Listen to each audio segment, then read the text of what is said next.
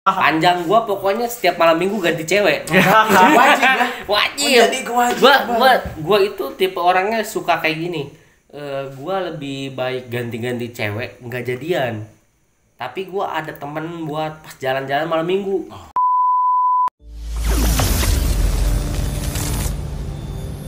Preview.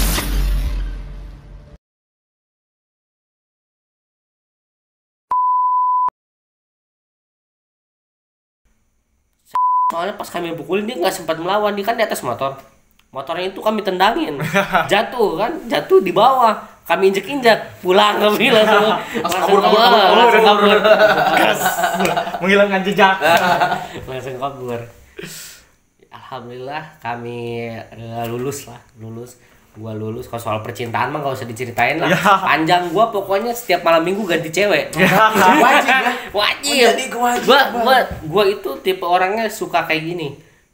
Gua lebih baik ganti-ganti cewek nggak jadian. Tapi gua ada temen buat pas jalan-jalan malam minggu. Kayak gitu kalau dulu.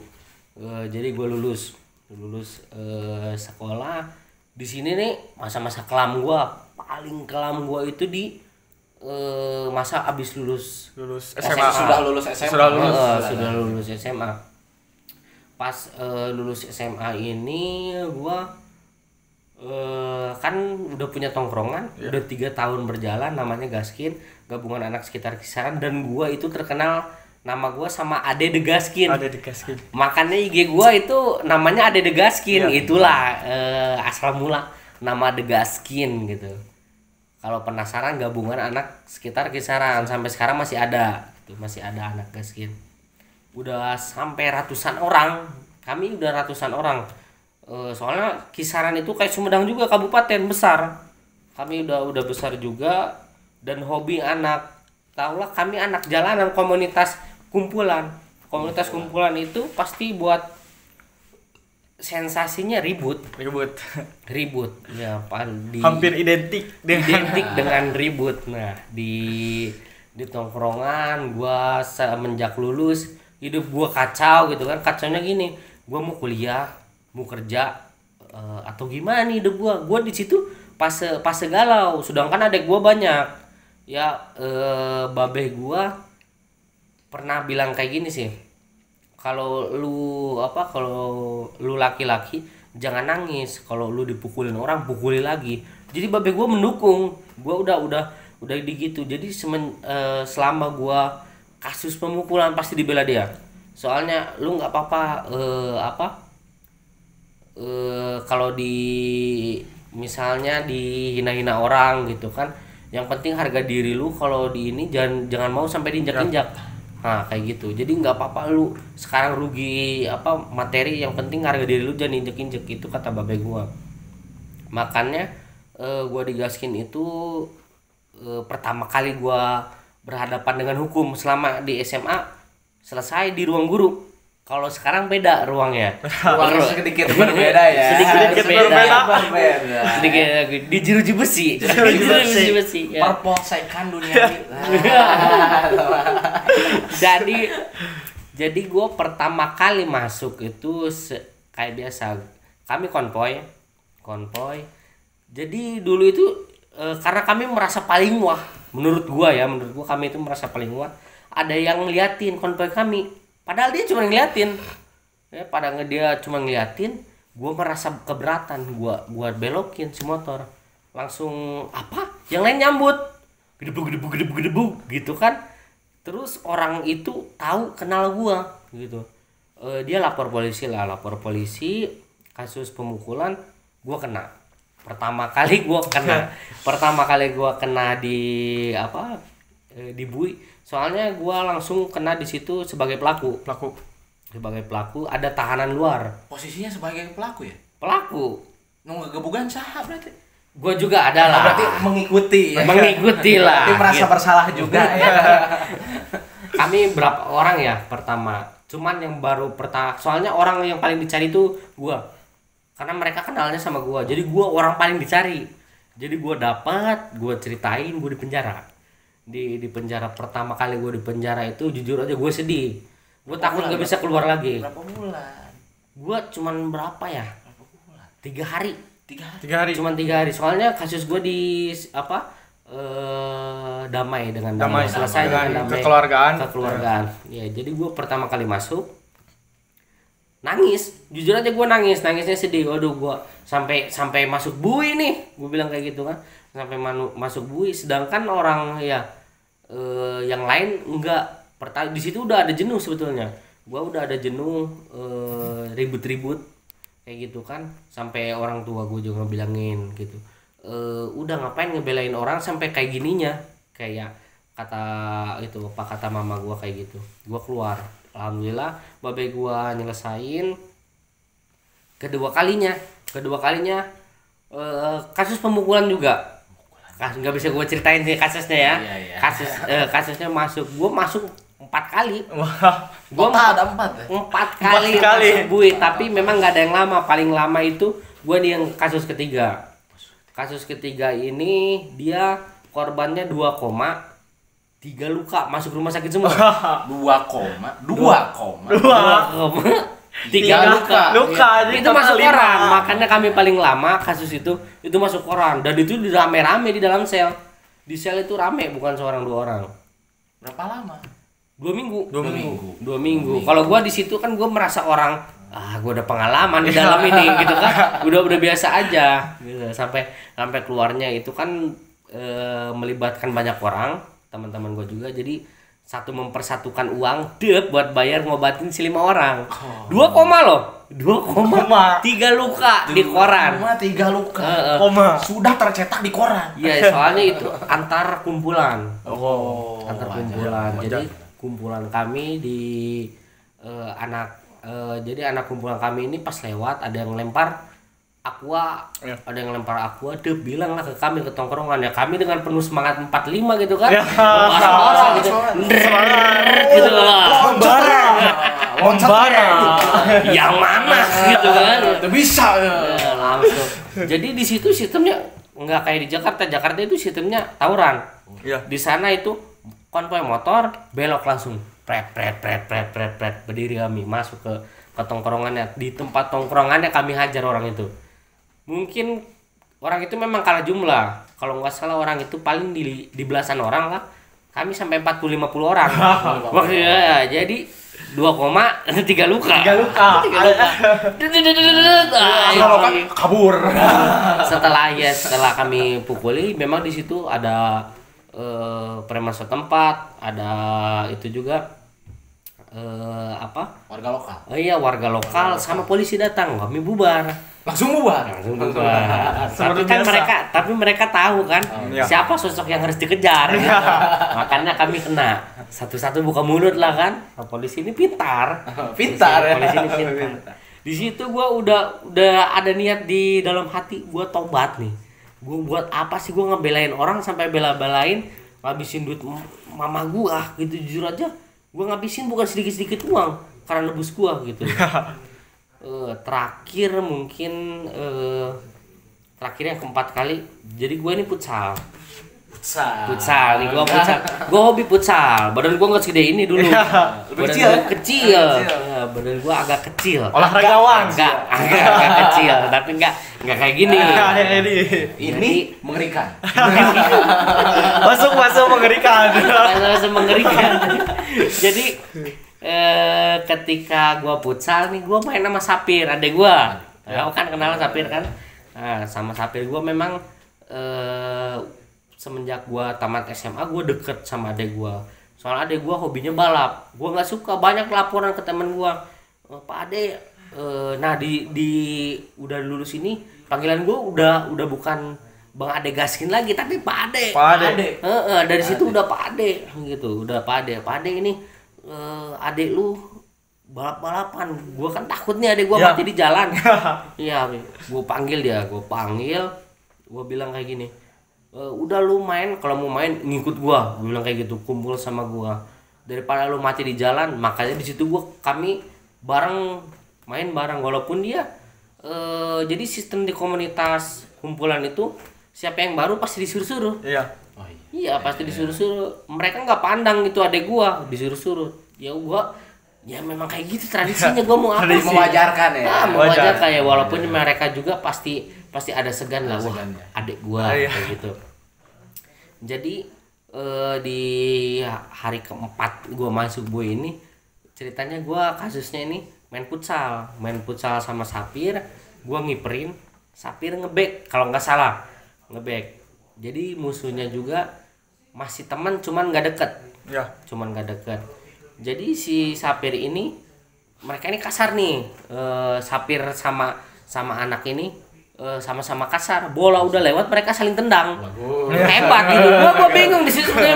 Bolanya udah melayang, kenapa orang ini saling tendang? Seperti biasa, yang kena bola kaki yang kena. Iya. Jadi mereka saling tendang. Gua marah lah, wajar. Itu adek kandung gua. Gua lari dari tempat kiper. Kan adek gua ngelihat adek gua ditendangin kan tanpa bola. Gua tonjok lah anak ini. Gua tonjok, debum gitu kan. Jadi debum. Jadi kena dep. Boom. Berdamage. Kena damage, dep gitu. Jadi pecah pelipisnya. Pelipis Kan pelipis ini kan gampang pecah, bukan karena gue punya tenaga dalam atau apa. Cuma pecah pelipisnya. Pecah pelipisnya dia kayak gini lah, ya kan otomatis dia udah nggak melawan. Rupanya dia juga abang adek sama main bola. Dia juga ada abangnya. Abangnya ini lari ke gua. Ya kan lari ke gua, ngedorong kayaknya ada 5 meter gua ke belakang. mental sampai belakang itu ada 5 meter, didorong sama dia gini.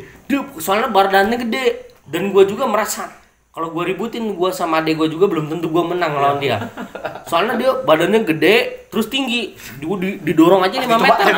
Lebih besar. Anjing, damage-nya gede banget, gila. Sila ini bukan BOD lagi nih. Udah komplit sama Letic Roar dia.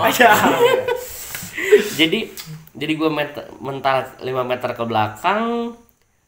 Gua keluar dulu kan.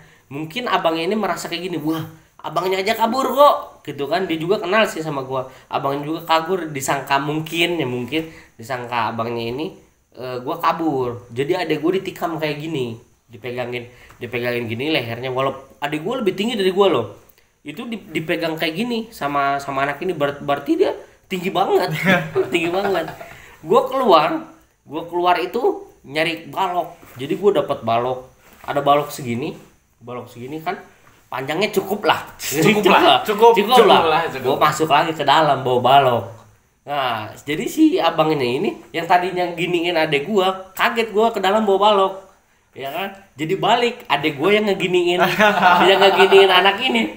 Gue datang, langsung gue pukul. Jadi anak ini tanpa perlawanan si abangnya ini, karena gue ngebawa balok mungkin ya. Dedek 3 kali kena balok, koma. Pasti dong. Korbannya koma lagi. Koma kembali. Ini bagus banget, koma dia kan kayu, bunyinya aja udah sampai dek gitu kan. Koma, kami keluar lah, langsung kabur karena mereka kenal sama gua kena lagi. Gua sebenarnya udah ada kabur-kaburan 2 mingguan lah, 2 minggu udah kabur-kaburan, pindah-pindah tempat main gitu ya, jarang pulang ke rumah karena punya kasus ini. Dan berharap kasus ini diselesain sama babe gua langsung bilang, gua apa-apa bilang sama orang tua. Jadi gua udah cabut ke beberapa orang temen gua dapet telepon dari babe gua, "Dek, lu harus nyerahin diri ke kantor polisi." Tumben nih bilang kayak gitu kan babe gue, suruh gue ini. Sedangkan di awal ya udah lu pergi dulu biar di kasus ini biar bapak selesain dulu. Rupanya lu harus ke kantor polisi dulu, adek lu kena. Si Sapir rupanya ketangkap, gue harus nyerahin diri, kalau enggak Sapir dibui sendiri. Kayak gitu, makanya gue masuk.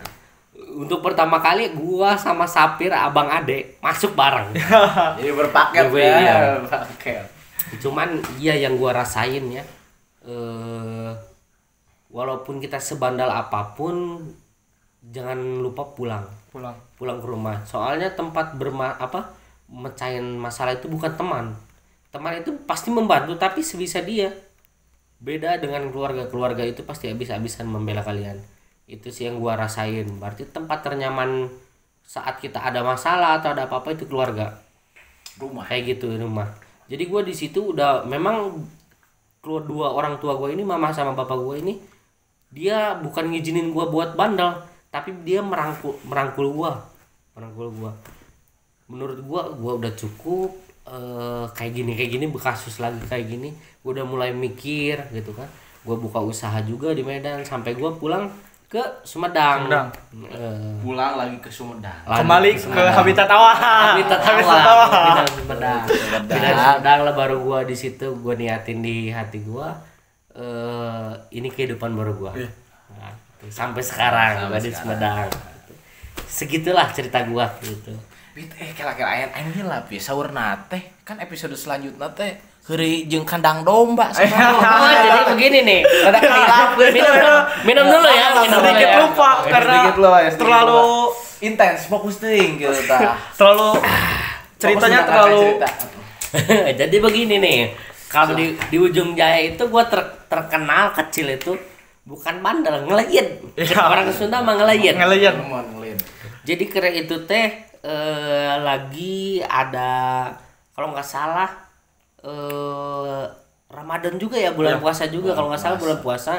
Jadi gua itu hobinya beli petasan. Beli petasan. Wajar, sama teman gua kan lagi main. Jadi gua di situ bertiga. Teman gua ini main kami memang di kampung, di Ujung Jaya itu di kampung. Kami bercanda-bercanda tuh di kandang domba, bercanda-bercanda main-main, ngambil undur-undur kami dulu kan. Karena kami bukan zaman gadget. Jadi kami main petasan kan. Niat gua mau ngagetin si temen gue yang di kandang kambing ini. Gua lempar ke atas. Lempar di atas kandang domba itu kan bukan pakai kenteng, pakai jerami. Pas gua lempar, meledak si petasan ini, dip. Tapi bikin api, gue panik di situ kan. Gue ambil bambu, gue keprakin, prak gitu kan. Mati, si apinya mati. Iya, si apinya mati, ngebul, mati. Gue pulang lah.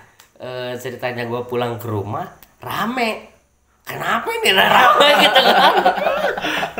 Rame, rupanya kan. Bekas gue lempar itu kan yang mati apinya, bukan baranya. Baranya terus kegede, kebakar. Di dalamnya itu ada domba 2. Domba bakar.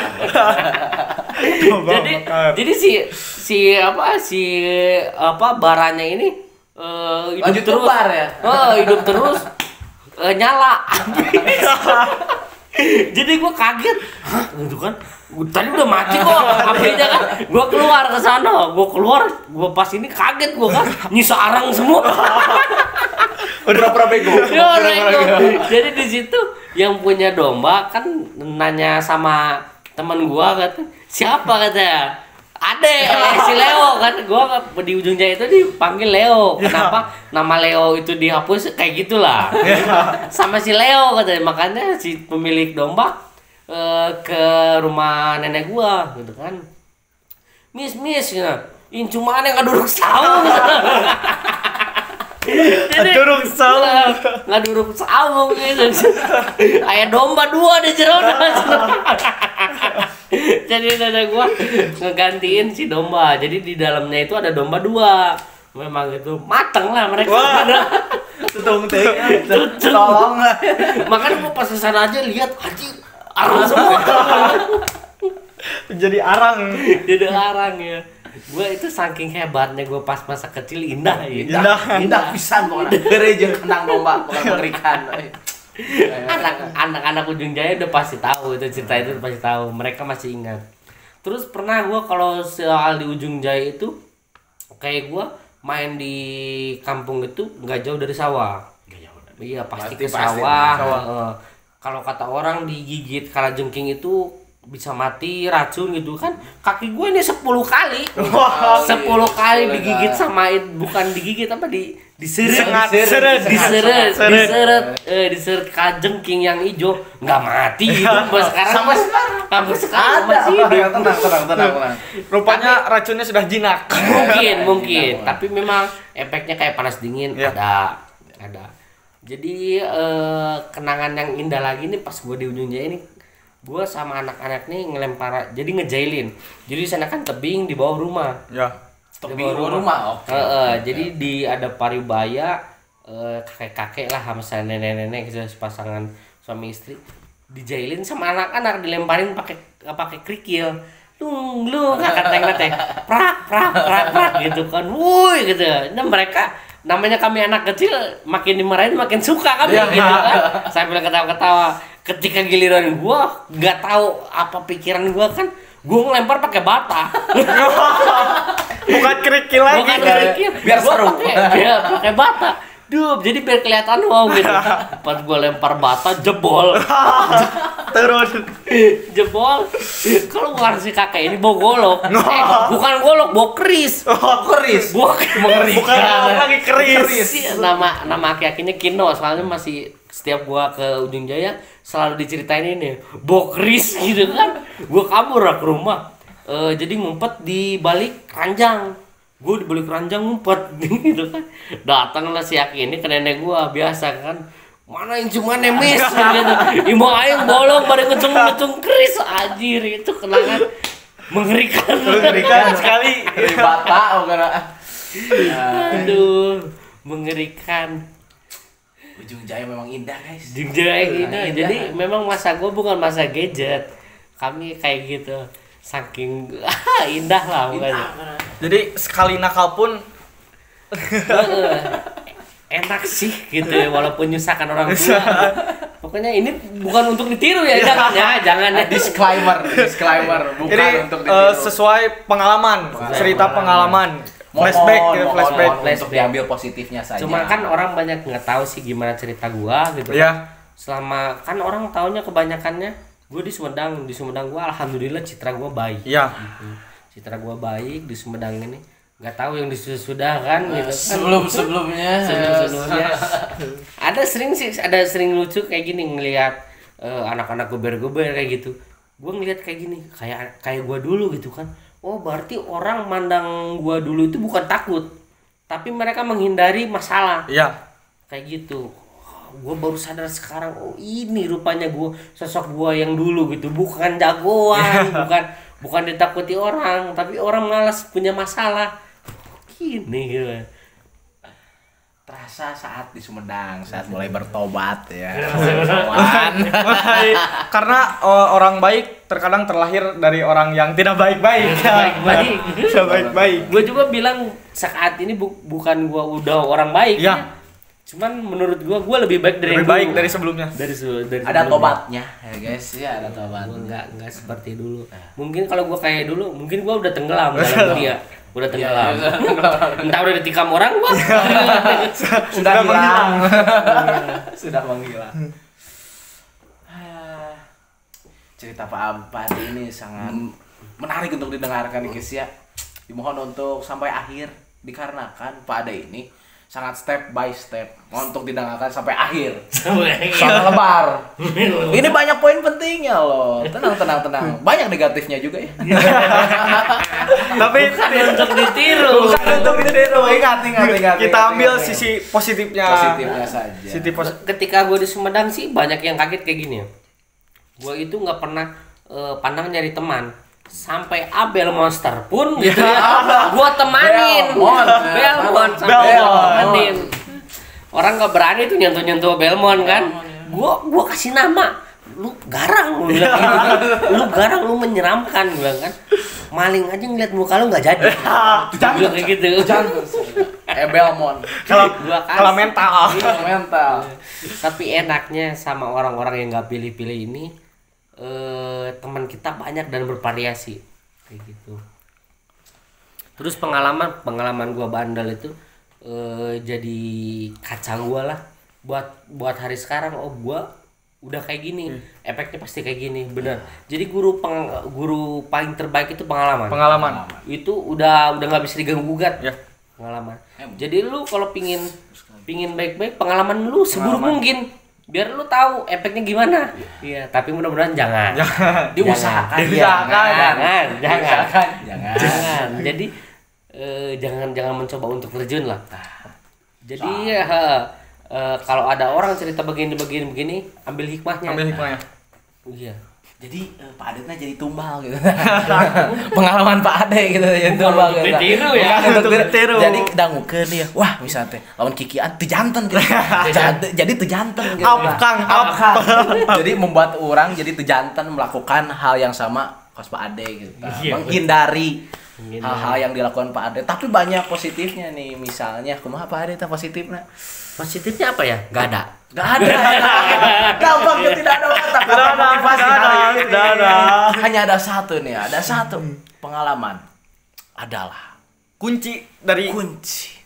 kesuksesan ke depannya. Nah, Soalnya adalah guru. Pengalaman adalah guru kita terbaik pokoknya. guru terbaik kita adalah Terbaik. pengalaman. Pengalaman. Betul, kalau kita cari hikmahnya bukan nggak ada sih. Ya, kan. Karena pasti karena kita pengalaman kita berbuat itu jadi hati-hati. Nah, Gitu, jadi Berbuat apapun hati-hati. ya. Terus karena gue terjun di bidang usaha, Bidang usaha. gue buka usaha gitu ya, buka toko. Gue paling menghindari sekarang untuk masalah. Soalnya efeknya pasti ke usaha gue. Ke toko Makanya juga gue ya. ya, walaupun ya di Sumedang juga gue masih ada. Kalau setiap ada senggol-senggolan mau greget mah ada sih.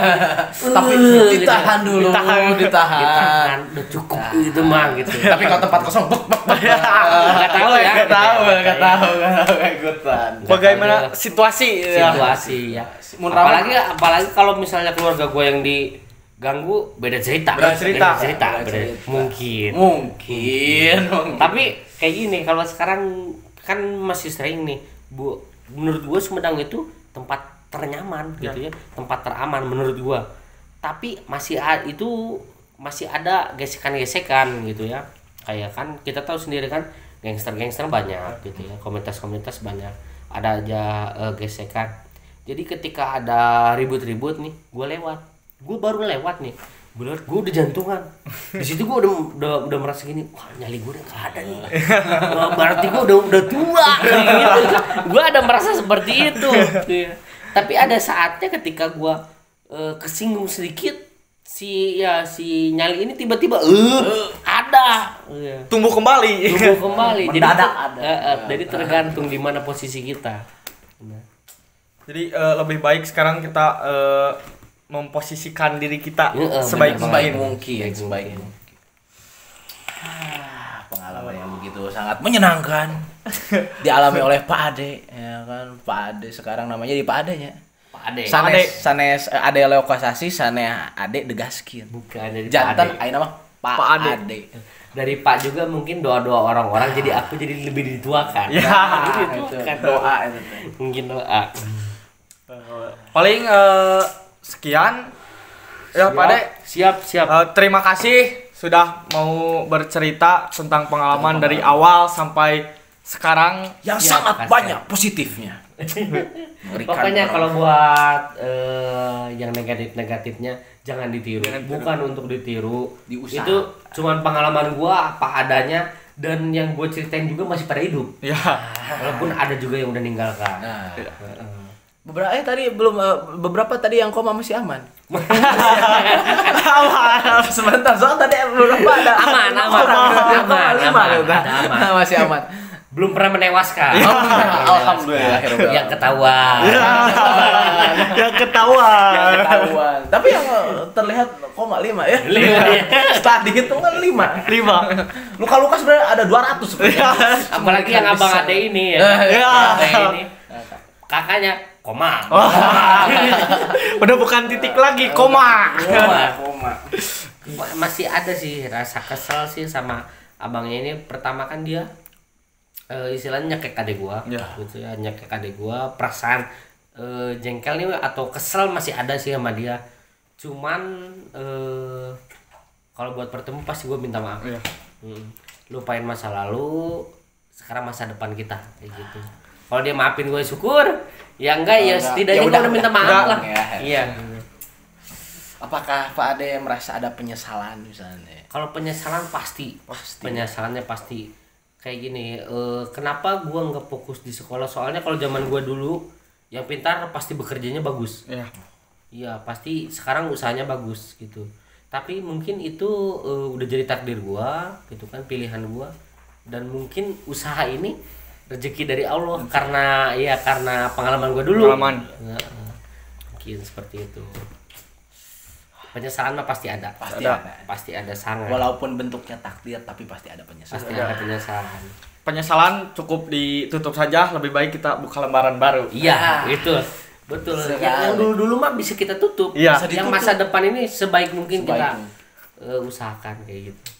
Pokoknya jangan ngikutin jejak kayak si Abel tuh ngutang jangan. Ini mumpung gak ada orangnya ya. Enggak ada orang kita ngomong bertiga. Kita gibah. Kita Abel kan kayak gini. Bagus Pak Demon ngomong di belakang, sekarang gua di belakang lu Bel. Di belakang lu ngomongin lu. Karena di depan udah bosan. Bel monster. Mungkin gua besok ditikam Abel. Kita tidak tahu. Video ini disponsori jantan ya. Sponsor itu. Sponsor ya. Itu sponsor ya. Aduh. Sponsor enggak jadi masuk. Jangan.